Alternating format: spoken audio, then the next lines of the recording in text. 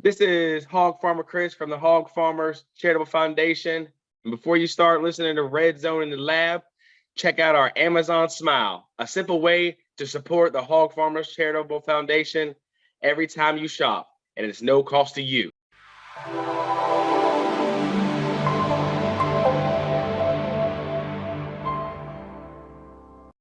Welcome to a brand new season of the Red Zone in the Lab podcast, where nothing is off the table.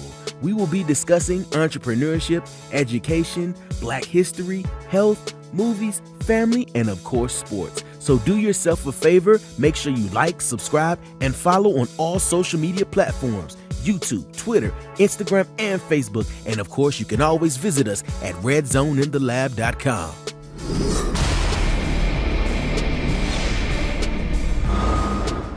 We're back! Welcome back to Red Zone in the Lab with Deuce. Welcome back. This is, let me see. We need to come up with a name because this is finally official.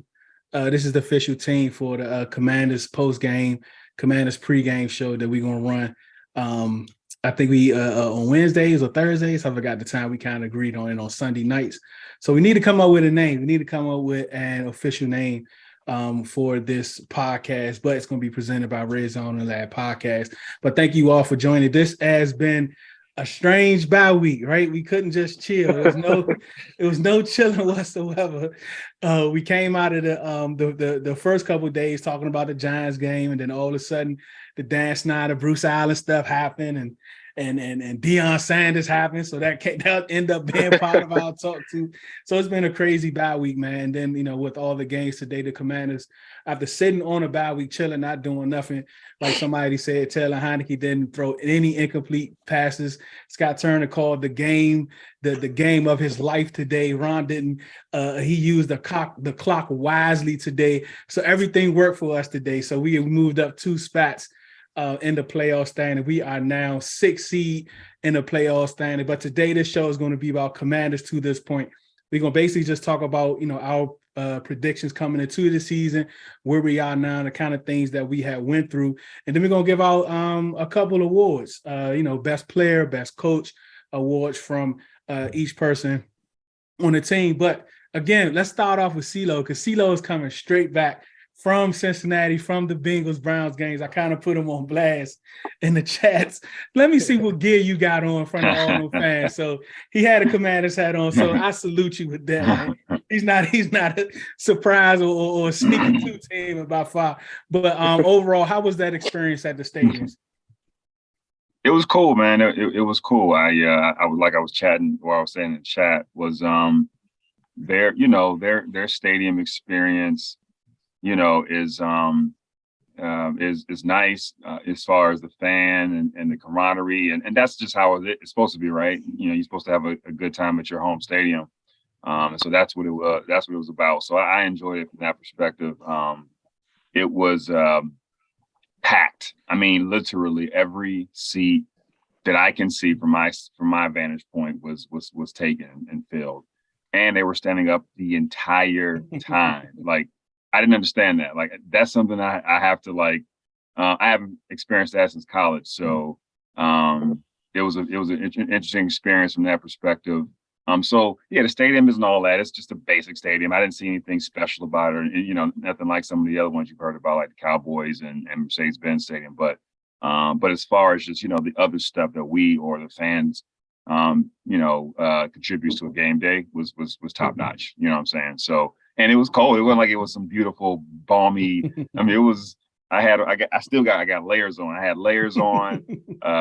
Your boy was, was like, dang, this is that Ohio, Midwest cold. I mean, Breeze probably know me from Kentucky. Like, it's just a little, little chilly on off of Ohio River. So anyway, good time. Hopefully we can bring that experience one day to FedEx or whatever, stadium we have. Yeah, man, that's what I'm hoping, man. We're gonna have one of them nights next week. Sunday night, our game was flex. It was flexed to 8:20, so Sunday night football game against the Giants, where there are going to be a lot of playoff implications. I think it starts with that win. Regardless if we get in with 10 wins or 11 or 9, we need to get this win specifically first. and then look to the next game. So let's go to Breeze. Breeze, congratulations for making it to the DC Turkey Bowl. Dunbar against Roosevelt, man. Just give us a little bit about that experience coaching the kids, man.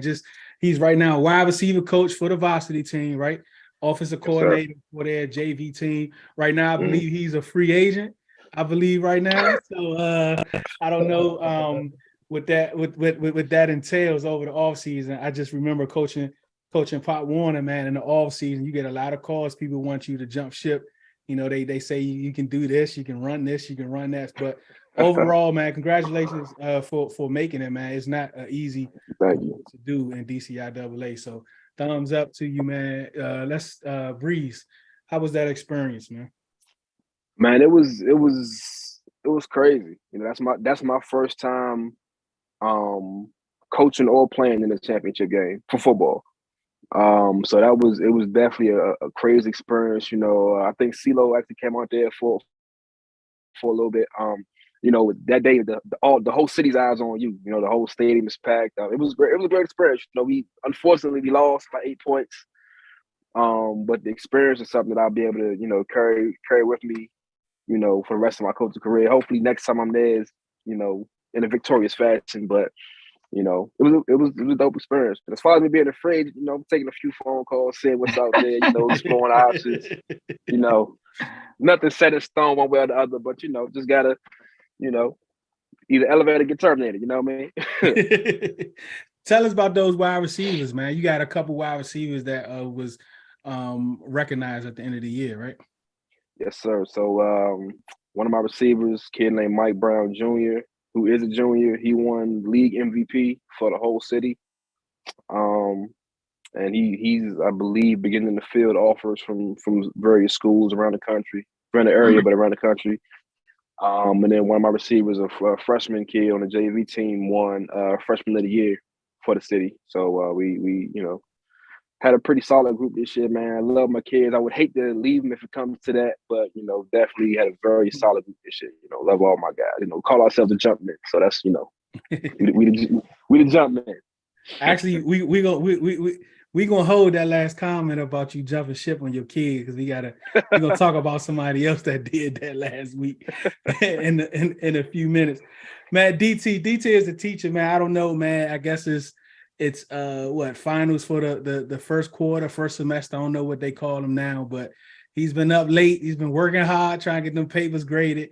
You know, and where he works being a teacher, man. How's that experience? You know, teaching kids, you know, and I think you're special ed teacher, right? And you do other various things around the school, and also the podcast, and you're also on the YouTube live with the shakedown with some of those Giants fans, which is crazy. Yeah. But how's all that experience trying to juggle all those things?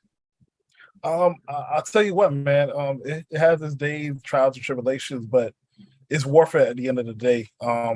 Me teaching at my alma mater high school, I never would have thought I'll be a teacher in any shape or form, but it's just about helping out the young people, try to be like a guidance to them, because, you know, a lot of them don't have like a role model to look after. And when I walk around the school and things like that, it's always like, it's not like as if like, oh, it's Mr. Ricks, oh, he's op, or he's the one the like hard-headed teacher to get on you. But it's like, no, it's Mr. Ricks. No, he cool. They call teachers ops now.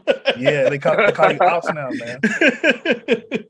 But I think the thing is, like, for me being not that far away from them in terms of age, like I'm 27, but they see me like a big brother. And I think that's a big thing to do for the school and things like that. And just, you know, still trying to learn the ins and outs of teaching and things like that, paperwork. I did not realize it was a lot of paperwork like this, bro. Like, parents text me like, "Hey, my son ain't did his work." Okay, I got you. I'll get it done. But it's a wonderful experience, man. And just the podcast and things like that, first time ever doing this is a great experience. I get to talk to a lot of people, learn things more about the NFL and college, things like that. And so this is something I always wanted to do coming out of college. So I can't believe I'm actually doing this now. It's crazy, man. We all have this opportunity to be able to do this. I can just remember having conversations with my wife, like, man, what are they talking about? Man, I could get on that show and talk just as much as they could talk. I can do read stats and do all that stuff just like them, man. And they getting paid for it, but for us to have an opportunity to actually do it and build it and love doing, I'm excited about. But yes, it's football time. It's the Washington Commanders. We are now sitting at 7-5-1, six seed in the NFC playoff race. We just got finished with what, week 14, right? So, Yep. I mean, it's December, right? It's like almost the middle of December, and we're playing meaningful football, and we're the second, third best team in our division. All of the teams in our division are in the playoffs, so it's not like everybody hurt and we sneaking in like in 2020. We actually playing formidable ball, man, where we're in the discussion of being a team that can make a run to the playoffs. But CeeLo, was that your expectation coming into the season? And if not, how has it changed now? Yeah, my expectations are kind of consistent. So I think my predictions in the offseason were around 9 to 10 wins. I thought that depending on how injury and the schedule plays out, that we would probably be around this. And it sounds like we, knock on wood, we kind of head in that direction depending on how things go. But yeah, I felt like we would be a little bit above 500, and then we would be able to continue to to play well. I thought we would have a little bit quicker start, so I didn't expect, for example, to lose to Detroit and Tennessee, but we won some games that we weren't supposed to as well. So it was kind of worked its way out, So far so good. Yeah, I'm still sticking to that 9 to 10 win prediction.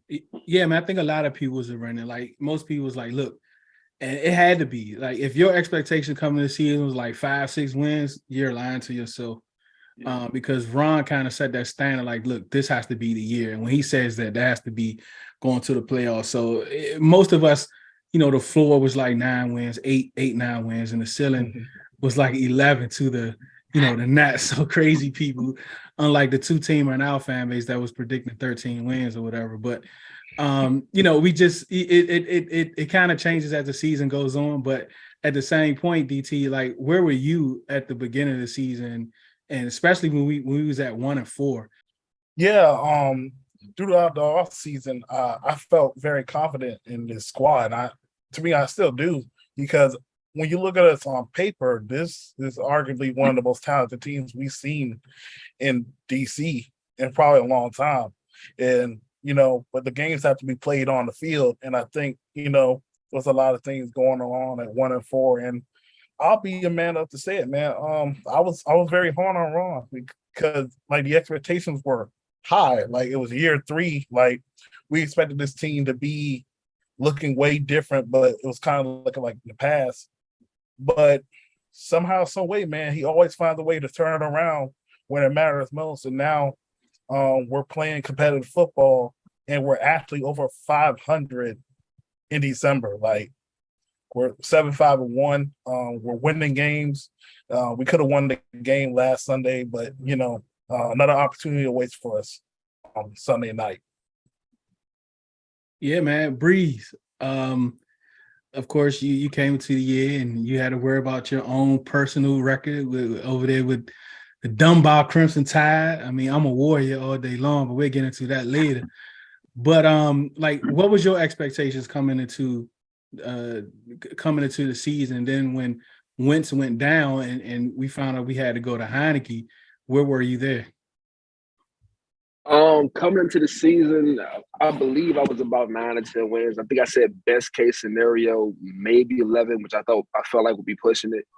Worst case scenario, probably around like 7 or 8. Worst case scenario, just everything fell apart.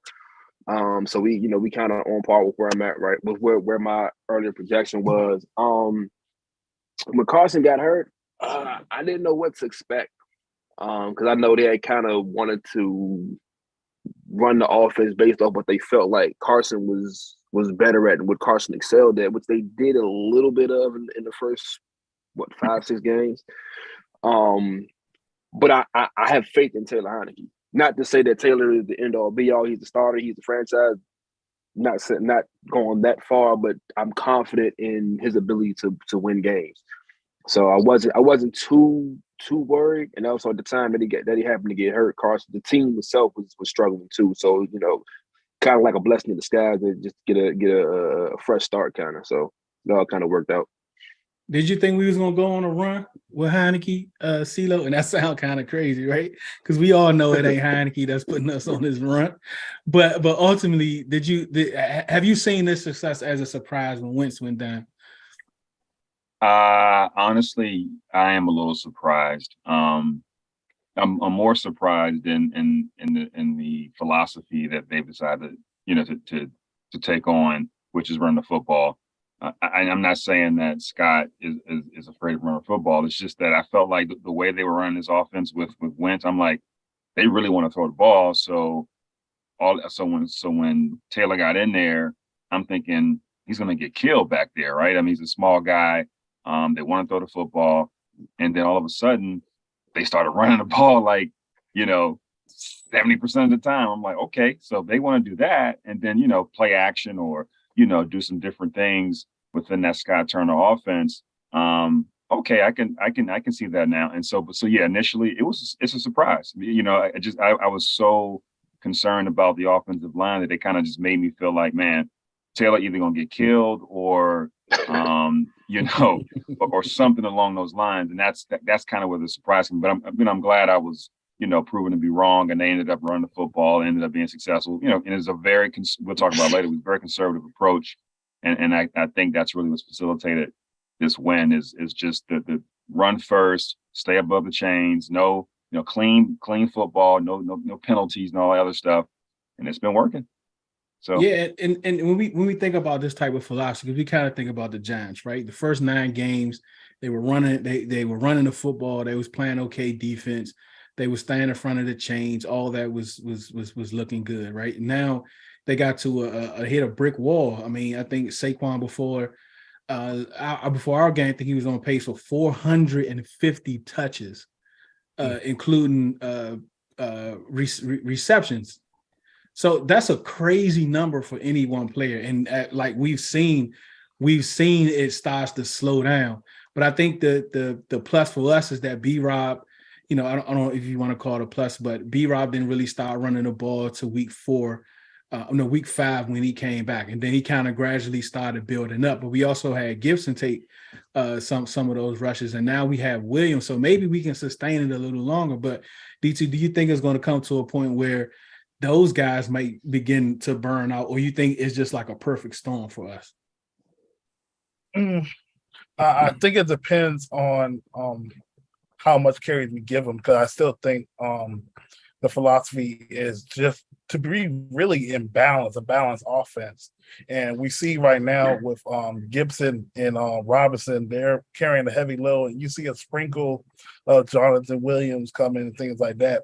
Well, we could probably see a boost in Williams probably coming up these games, because we play the Giants, play 49ers, the Browns, and we play Dallas. So I expect, because it's going to be cold and things like that, and watching that Cowboys game, man, like the Cowboy defense is good, but I don't think it's elite. They give a lot of big rushing yard things like that. So plus we didn't have Brian Robinson when we played him the first time, so it's going to be a different type of game when we see him again. Yeah, I agree. Dallas, I think the defense and what the Texans actually did can be some sort of a blueprint on how they kind of isolated Micah Parsons for the majority of the game. And I think that defense runs solely on Micah Parsons. If you take Micah Parsons out of that defense, they kind of change. And what I noticed against the Giants game when they played him on Thanksgiving is that he really plays first and second down when it's like a higher percentage of a running play. And that's something we could kind of take advantage of trying to mixing those things up to kind of keep Dallas off balance. But other than that, it's nothing really you can do with that guy. He's just the dog, man. I mean, it ain't no getting around it. It ain't no getting around it at all, man. But when we talk about up to this point, where we are now, we can kind of look back over the season and pull out a few players on. Let's start with special teams. We can pull out a few players. Obviously, we got Tressway, we got Joey Sly, we got Gibson, we got Dax Milne. Now we have what's the other number 86? Can't think of his name. Alex Erickson. Yes, Erickson. Another Rivera protege. So where we are now, who is y'all special teamer up to the year to this point? We'll start with Breeze. I mean, for me, it's Tressway. That's kind of an easy pick, but I mean, he's been, as far as I can tell, I'm not gonna sit there and pretend like I watch punters across the NFL, but I mean, from what I can tell, I mean, Tressway is probably a top 3 punter in the NFL this year, like consistently. You know what I mean? He's pinning teams back deep. He's always flipping the field. Like he is great at his job. If I could have like a 1B, I'd say Jeremy Reeves. Jeremy Reeves has definitely been, you know, he's earned his job this year. He's kind of taken on that role that the series of Everett had in the past. So if I could have like a 1A, 1B, I would say Tress and Jeremy Reeves, but for sure Tressway. What about you, DT? Yeah, I'm kind of. I feel like the whole room's gonna be Tressway, man. I'm not gonna say it. So Tressway, man. I mean, like with the way we're playing football right now, it's complimentary football, and one of the biggest weapons is field position. And when you're flipping the field like that with Tressway, and you're playing teams that are trying to drive on you, you got a defense that's playing the way it is. It's a great assessment of how the team is and how we're playing, because Tressway can literally change the game in an instant. And we literally won a game with him against Atlanta because they ran into him. Now, I don't like that, but it just shows how much the game of inches matters in that situation. It was like 4th and 3 or something like that. We gained an extra 5 yards to ice the game out. But I also like Breeze too. Revo, man, he been playing good ball on special teams, man. Like he's flying all over the field, and you see that relationship he has with Tressway. I like that, like a little swagger to him and stuff like that. He called him his bodyguard. He called Jeremy Reeves his bodyguard. yeah, I like that. What about you, C? About the same. I mean, we punt a lot. We punt a lot. So we see these cats a lot, unfortunately, or I don't know, call it whatever you want, fortunately, unfortunately. So yeah, he does a good job. Just to throw it off a little bit, I do like what Antonio Gibson's doing in the kick return game. It's hard to even do anything in kick returns nowadays because everybody kicking it out of the back of the end zone. But for some reason, they keep kicking it to him. So he's done a really good job. Now I know the Giants game was a little sketchy with that one. But overall, I like his energy bringing it out, and he may pop one just the way he looks coming out of there sometimes. So yeah, he does break a few of them, and it looks like he need 1 or 2 more blocks to take it to the house. Yeah, I'm not gonna hold that Giants one against him. He looked like it when it dropped. It looked like he was either going out of bounds or in the end zone, but it did like a hard drop, and he just like So then he tried to pick it up, and he muffed it a little bit because he was rushing, kind of panicked probably. And then that was that. But I think that's like a one-off. But I agree. Let's go to coaches, and then after the coaches, we're gonna go to the skill position players. But who's the coach so far up to this point? Let's go with DT. Yeah, you had to come to me. Yeah, that boy. Jack Del Rio, aka Woke Del Rio, because that boy done woke up and got this defense playing top 10, bro. I mean, like, look, man, like at the end of the day, for all the stuff that was going on, like we didn't have Chase Young. We were speculating how important Chase Young was to this defense. You had William Jackson III who underperformed, and you had a young safety and Derek Forrest, who was barely getting on the field, and you had Bobby McCain, who everybody is like mixed feeling on. I'm not going to say the person name up here, but we already know who we're talking about. But the adjustments that they made after those couple of games in the season, and from going from like 25th to like top 10. Like it's crazy. You don't even have Chase Young, who the national media sees as the best player. But now you see the defensive tackle position is starting to show importance because they're getting pressure up front. And that's something that we've been missing last year. And they got rid of the defensive line coach. So the defensive line is playing to their full potential. You got Jamin Davis, who got called out majority of the year, and he's balling. Like, you see the development of him. And the secondary is way cleaner with their assignments. Cam Curl's back there still running things. Derek Foran's getting more playing time. Every time he sees the ball, he gets the ball. And St. Juice, when he's on the field without injury, he shows promise of being a QB1. Like, this defense is young. This defense is balling. Is one of the main reasons why we're winning games. And I got to give credit to Jack Del Rio. So I was going to say JDR, but I mean, DT put that so eloquently, it's kind of hard to top it. So I'm gonna say a combination of a tie between Chris Harris and Jeff Scanina, which is the D-back coach and the D-line coach.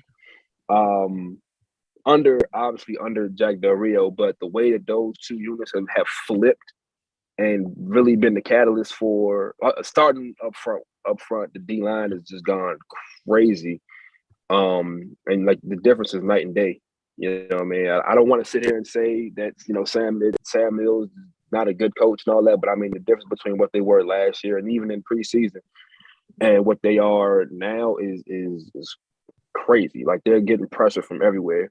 And then on the back end, the secondary, like you said, Derek Forrest is coming along. Bobby McCain moving to the slot looks a lot better. Like, at safety, nobody wanted Bobby McCain in the team. Like, now in the slot, Bobby McCain looks like he's kind of found a role in the slot. You know, Kendall Fuller has come along. You know, addition by subtraction with William Jackson III now being gone. Benjamin St. Juice stepping up. Like, those two units have definitely stepped up. So I'm gonna give the nod to their unit coaches. All right, so we got defense, we got defensive line, we got defense. Let's see if we can. Let's see what CeeLo got. What you got, CeeLo? So I mean, y'all might have already saw my. Listen. So, you know, I'm all for defense. They deserve it. I think they're top 10 in almost every major category, with the exception of takeaways. So they deserve all the props. I mean, points per game, yards, like all the standard stuff, not the advanced, but the standard stuff. They do get props. But you know what? They should be. I mean, you know, like the amount of talent we have on defense, finally, right? You know what I'm saying? So I kind of, you know, I kind of don't want to give them all that much credit, because I'm like, yo, like we've have, you know, 4 first-round picks, blah, blah, blah, blah. So I'm going offense. I'm going my man, Dr. Scott Turner.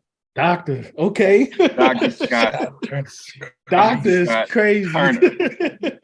All right. Because here's why, right? We all know across the NFL, and I looked it up, across the NFL, we are running the football more than we have. We're actually throwing at a pace equating to about 1933. That's how far back you have to go as far as how much we're not throwing the football. How long you held that in? That's a crazy stat, bro. Bro, it's crazy how much. I'm definitely gonna short clip that. I don't know why. And that was based on just basically purely percentage of run and passing the football, forward passing, when forward passing was actually, you know, invented. So like, it's crazy how much we're running the football, and Scott is doing exactly what you should be doing, given the fact that, you know, our offensive line is struggling. We have a journeyman quarterback, and the entire league is struggling to stop the run, not just certain teams. So I just like that we're doing what we're supposed to be doing, and we're happening to win games. So yeah, but defense is deep doing their thing, special teams doing their thing. So but the element that Scott has control of, and he is not I feel like he, you know, with the weapons we have on offense, you want to throw the football, you want to get the ball in their hands, but unfortunately, you have to do it in a way that kind of, leans towards the strength of your team. So that's the little handoffs or the little jet sweeps to some all different kinds of guys. And I like, how they're doing that so far. So I like what Scott's we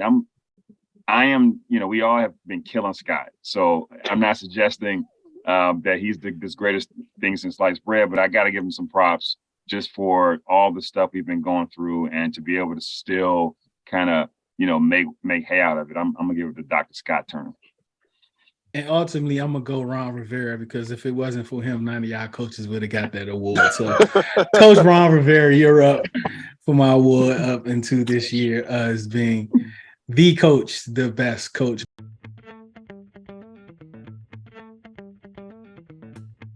The calendar says that summer is ending soon, but we're still outside. So when it's time to hop in your ride, make sure you book the best mobile detailing service in the DMV, Miles Detailing. Call 240-273-4018 or contact on Instagram at Miles Detailing to book your service today. Mention Red Zone in the Lab podcast for 10% off detail services only. Ride in style with Miles Detailing, that is.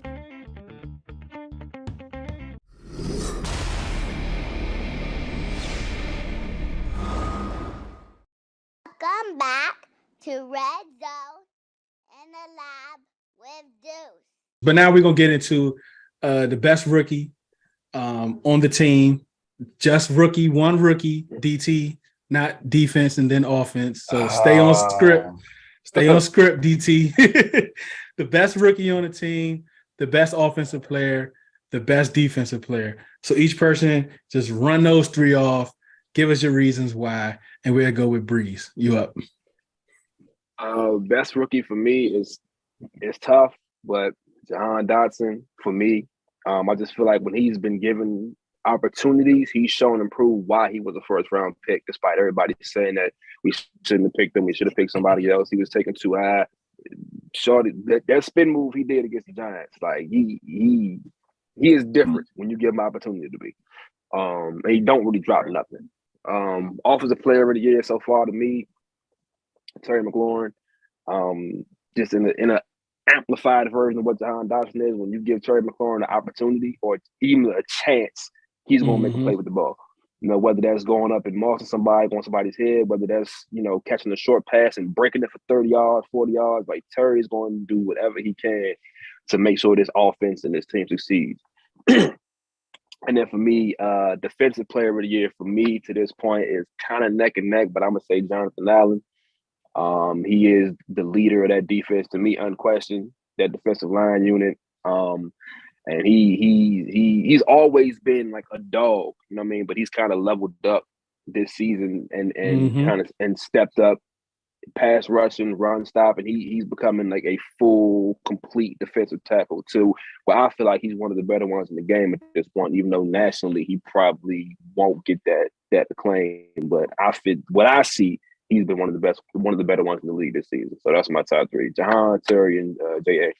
I think this run kind of propels some of our players that's kind of been borderline and not getting like national coverage, being on this playoff run, having a couple primetime games.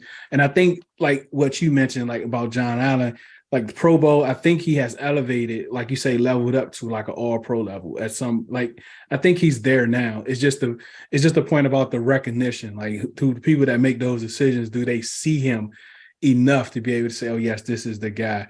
But DT, is Jonathan Allen on your list? Surprisingly, no. And I'm gonna go in the order that you already had set it up for me. Gotcha. So for best rookie was tough. And I didn't specifically set it up just to DT. Everyone was set up. I don't want nobody to think because DT be going off script.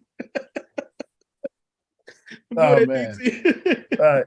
So the best rookie to me was tough because like Jahan Dotson, like when you see he get the opportunity to make plays, he makes the plays and he can lead the team with 5 touchdowns. But I gotta go with B-Rob. Him getting shot, the tragedy that happened in August, and now you starting to see that his legs are starting to turn up. Like I could tell first couple weeks he came back, it was going to take a while for him to get his body and stuff used to it. But now you see the burst, now you see the power, and it's impacted the run game. And now, like, he's trucking people. Like, y'all remember the Carolina too? Yeah, he's gonna break one, man. Y'all remember the Carolina teams when they had D'Angelo Williams and Jonathan Stewart? This combination with him and Gibson remind me of when Ron was in Carolina, and that's my best rookie so far. But Terry, of course, he's the best offensive player. He's finally getting the ball with Taylor Heineke, and he on pace to get career high yards this year. I just need him to get some more touchdowns. But for defense, I gotta go with Deron Payne, man. Like, I was hearing not from y'all, I was hearing the whole off season about how people were saying he was the worst defensive lineman out the group. And I kept telling people, I was like, bro, wait till he has a breakout season. Like, my comp to him always had been Kawan Short when in his prime. Like, he has the speed, he has the burst to get in the backfield. He just hasn't shown it really in sacks. Now you see him get to the quarterback, and he's disrupting the offensive lines. He's getting tackled for loss. Like, he's doing everything just like Jonathan Allen. And Jonathan Allen having an all-pro season. Deron Payne, he's having a Pro Bowl season. And now you got teams like the Texans, Atlanta, and we've been in space with them. They're just salivating at the point, like, we wanted to get this guy on our team because he's that good. And to me, he's been my best defensive player. All right, CeeLo. As offense, we had rookies offense with DT and Breeze. Are you staying with offense? Yeah, so I'm with DT. I feel like the best rookie has been B-Rob. I was one of the ones that kind of questioned the pick a little bit. I didn't know what they were trying to do with him. I mean, you can get it, right? He's, the power and the lightning kind of thing between him and Gibby, but I just felt like, is that something we needed right now? And I was happy to be wrong. The way he runs is just incredible. The amount of power and vision he's a natural running back. You can tell he's been playing that position for a very long time. And so it shows. And like DT, he put it really well. Everything he's been through, he's getting really strong at the right time. And it's getting cold. Don't nobody want to tackle that dude. You know what I mean? like don't nobody want to tackle you when it's 30 degrees outside and you 235, 245 coming. No one wants that. So B-Rob, Terry for offense for obvious reasons. I don't even go into it. He's just that dude. and defensive player is Payne for similar reasons from DT. I just think he just looks special. And I like the way he's playing. I won't talk about the possibility of him coming back here. I'm not going to even talk about that right now.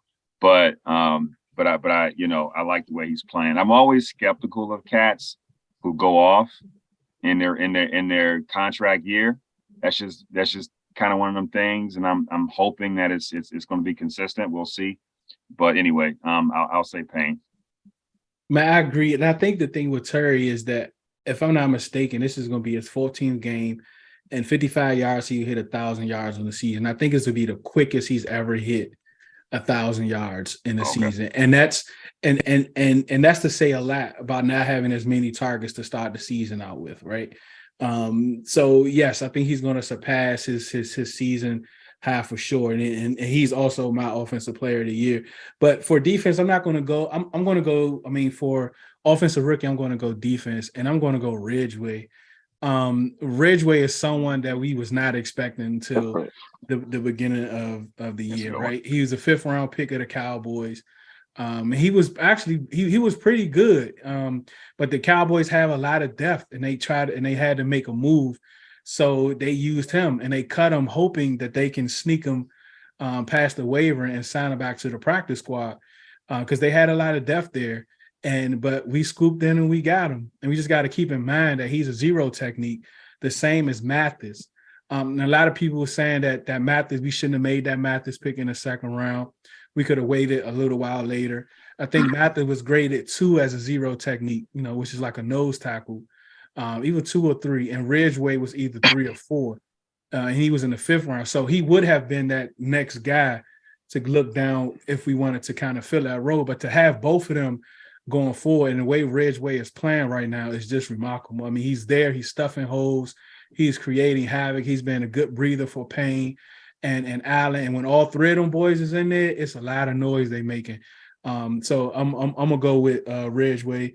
And for defense, I'm gonna kind of go with Forrest. I think, and Allen is the man. Like, Allen's a beast, but it's kind of hard to have that impact player along the defensive line in a sense, right?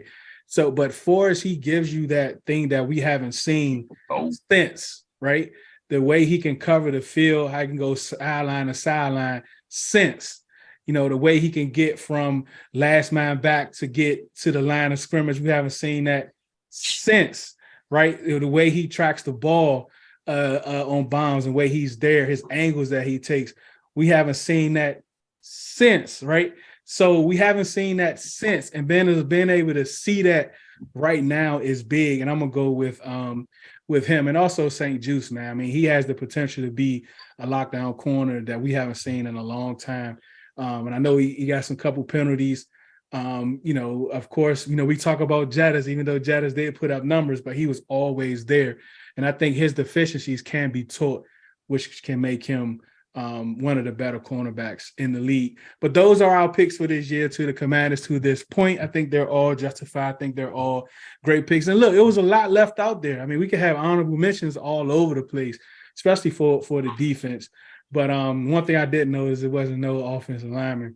No offensive lineman on any of those lists.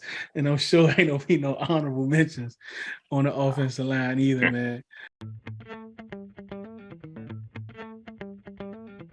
Do you sit back and say, man, these walls just need something? Feel like it's time to freshen up your place with something new? If your answer is yes, then it's time to call Rob of Lewis Paints Plus, the accent wall expert. Rob will even give you a free estimate on how he can transform those boring walls in your home. To book today, call 240-418-5241 or reach out on Instagram at Lewis Paints Plus. And for 10% off, tell him Red Zone sent you.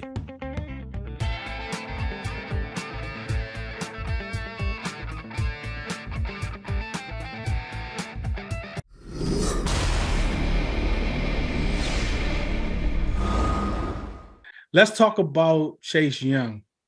We heard the comments.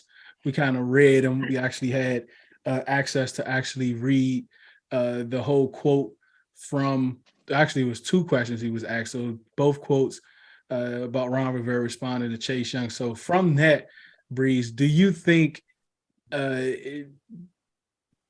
what's your position on Chase Young? Do you think he comes back? Do you think it's his mental thing? Because we all know it's not physical. We all know he's been 100% clear. We all know that.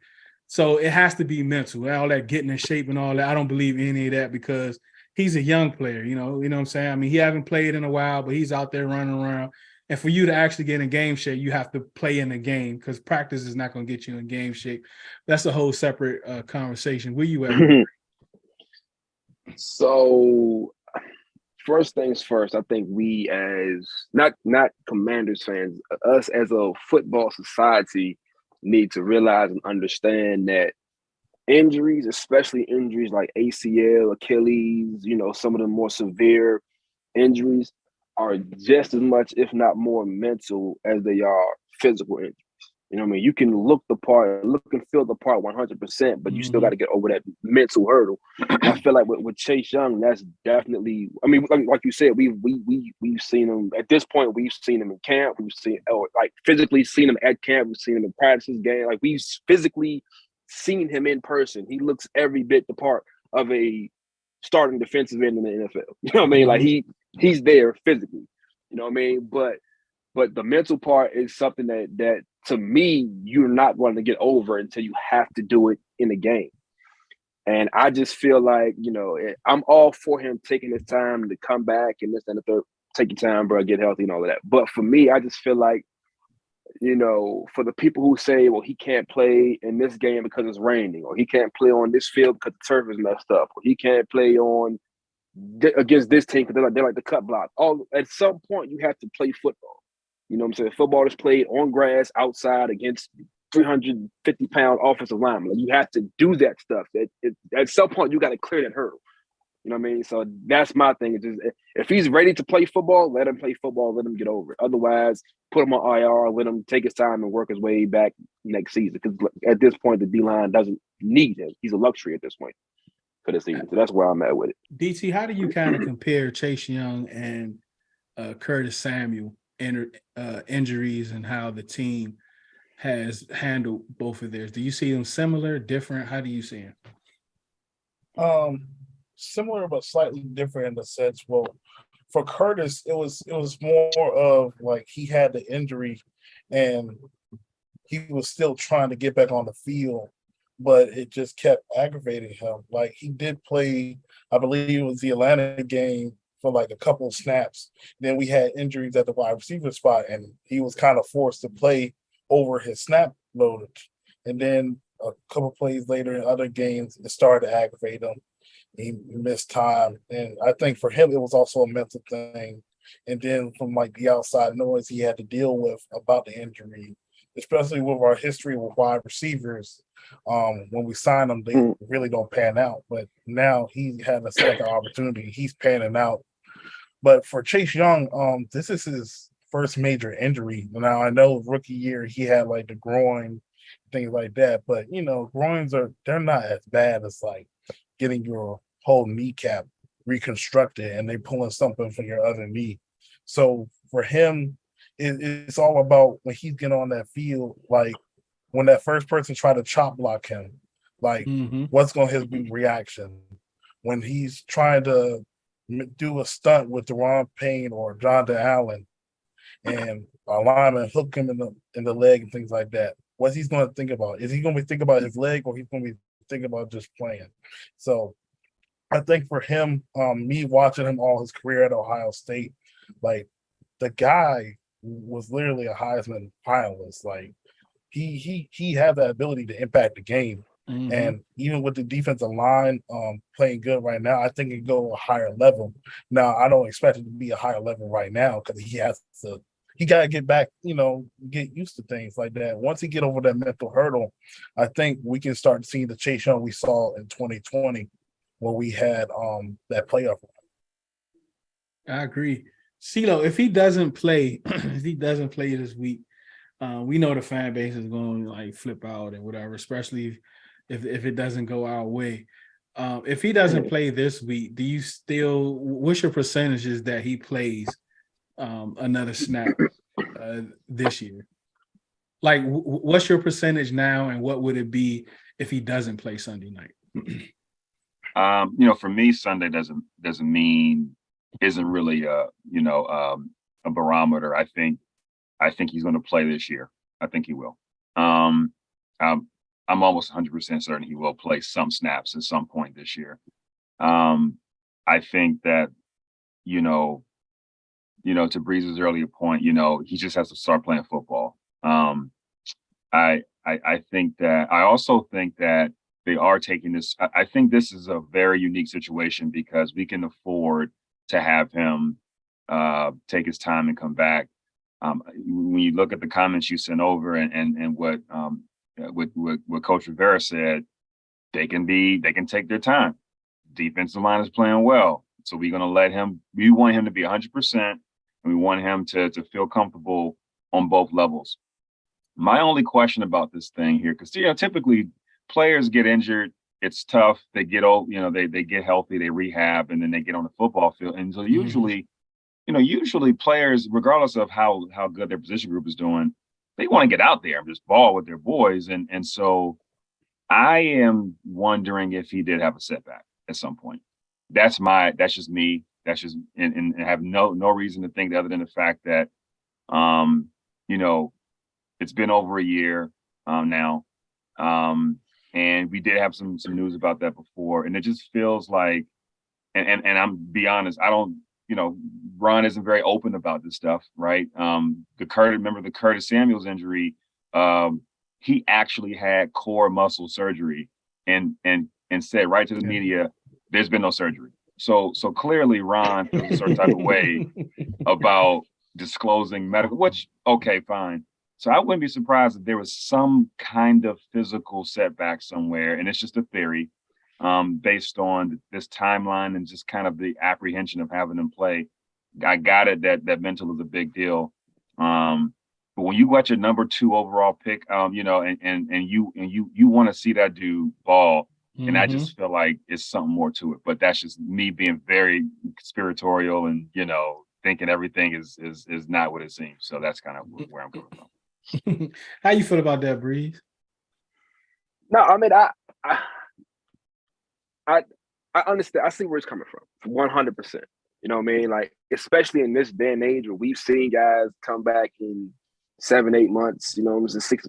Not 6 is pushing it, but we've seen guys come back in half the time from similar injuries. So I definitely, understand why somebody would assume, think, wonder if there was a setback. And I'm not his doctor. I'm not him. I'm not his coach. I don't know. You know what I mean?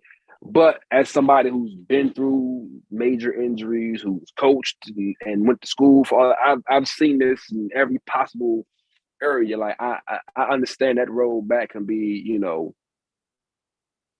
different for everybody. You know what I mean? And certain guys, like just freaks of nature, guys like AP and even Jameson Williams, like guys who have come back and he looked good. He looks the pot. Like guys, my God, he looks the pot. Yeah. guys have come back in much shorter time frames, and again, everybody's body is different. But the assumption is that what they can do it, you can do it.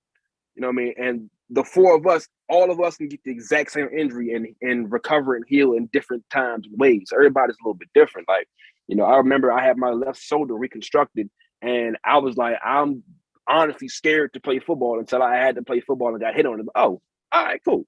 Like, you know what I mean? So I understand the mental aspect of it, but I'm not arguing with anybody who feels like there may have been a setback at some point. Yeah, DT, like he's gonna have to get hit in that leg. I mean, I'm not saying intentionally or try to hurt him, but and Ron's thing was him being able to run support, because that's what it's about. It's about explosion, right? It's about being able to explode off of that knee when it's by itself. You have to be able to explode on it.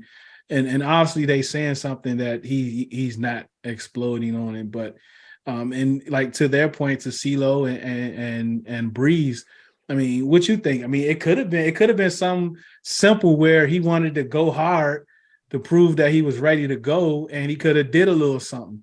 So this time he's like, and they're like, no, we're going to wait all the way till we absolutely have to do it. I mean, that's considered a setback. It doesn't have to be like he had to go back in for surgery. I mean, anything like that. It could be anything, can be a setback. But how do you feel about the whole, it was a setback? Is it just more mental? It's probably a setback with the mental. And when you also talk about like run support, because that's majority of the time that the defensive line is going to do, is also the run support, and then you have to anchor your side setting the edge. So it's going to be questions about him setting the edge with that leg, defending the run. And I think for me, it's like this. We're talking about this situation, and hopefully, to me, the best way for him is just to play right now and just give him small snaps.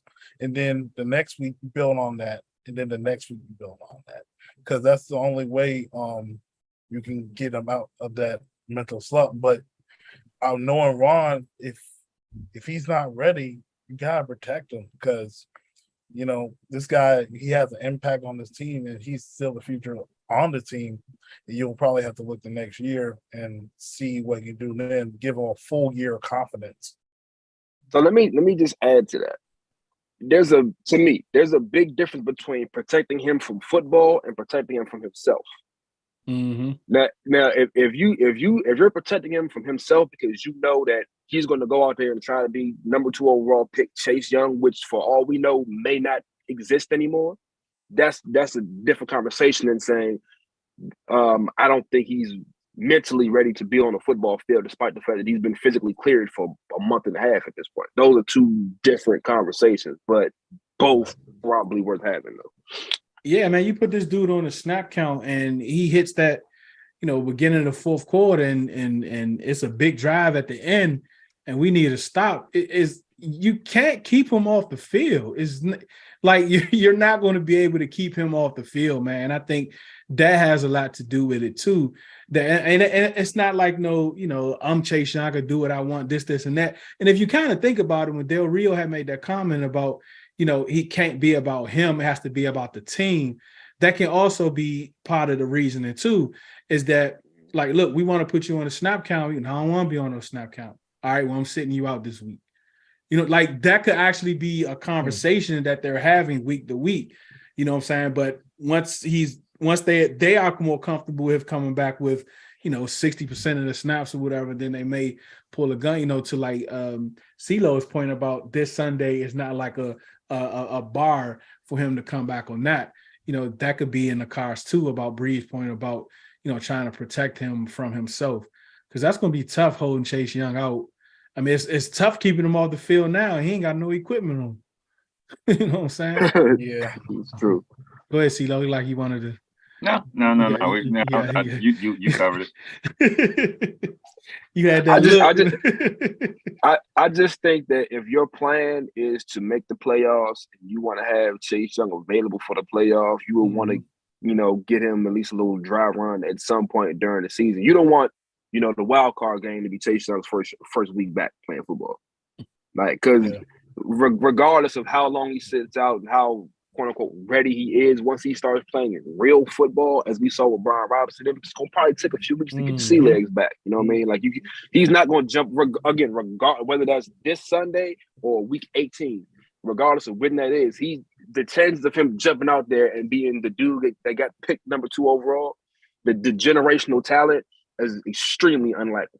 You know what I mean? Like you're gonna have to give him a chance to work himself back into it. So if you plan on making the playoffs and you want to have him available for the playoffs, I would hope you try to get him some run before the playoffs, just so he can kind of work himself up to it. And what I was thinking about it was selfishly, we're going in. We're about to go into year 4. Can you believe that? With Ron? With what year are we going? No, actually, year 3, right? What year are we going in with Chase? Year this 1, is year 3 2? years. So this is 3 years. So it'll be going in year 4 next year, right? Next season, right? Yeah. Right. Yeah. Mm-hmm. That's crazy to me. It is, right? That's crazy to me. So we gotta make a decision. Yeah, you gotta make a decision about his 5th year. Now you pick it up regardless. But my overall point is, this is the Breeze's point. Generational talent, Chase Young. I'm not sure we can say that right now. It's not. I'm not saying he's not a very talented player.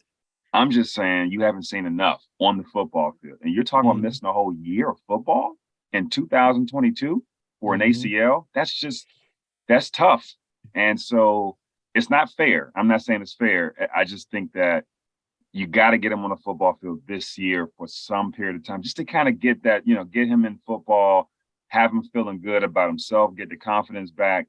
And then going into next year, you can kind of get that regular routine back. You don't want to be rehabbing, obviously, again. So to me, it's about the team as well as Chase and seeing him on that field, because taking a year off football is not good in any situation, in my opinion. And then going into a contract situation like that, and then you number 2 overall pick and just everything together, you're like, come on, bro, you got to get out there at some point. So that's kind of how I look at it. Think about it like this: if he doesn't play this season at all, do you?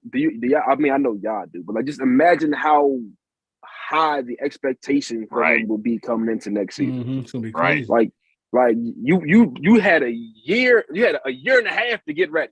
There is no reason that you should not come out here week 1 of 2023 and just be running through people. Like, and also just let me start. I hate that generational. I hate that. I can't stand it. But yeah, like I think they got to get them at some point. They got to work them out, even if it's like 3rd and long, strictly pass rush situations where they have to throw the ball. Like it's like they should throw it. Like no, they have 3rd and 15, bro. They got to throw the ball. Right. Like something like that. But yeah, they gotta. I mean, even on those, you gotta worry about the crackback too, though, right? Because they can do a screen. So Screens it's just so and all like that, you can't. It's football. Like you can't protect people. It's football. You know what I mean? It's football. You can't really protect. And to CeeLo point, like, I mean, he wasn't playing that well before he got hurt. I mean, the whole defense wasn't to the point, but specifically, if you want to narrow it down, he wasn't either. He got better as the defense got better with run support for the most part. But yeah, man, it's some decisions. You pick up the fifth, like Bree said, it's going to be a lot of expectations if we don't see him this year coming into next year. This has been great. This has been great. Our first official show that we don't have a name for yet, but this is going down as our first official show. I appreciate all of you. Any last words from CeeLo? Nope. Let's get it, man. Second. Well, not second half, but last couple weeks of the season. Let's finish it out. Let's finish it out. It's about to be playoff football time, man. And now it's time to play it.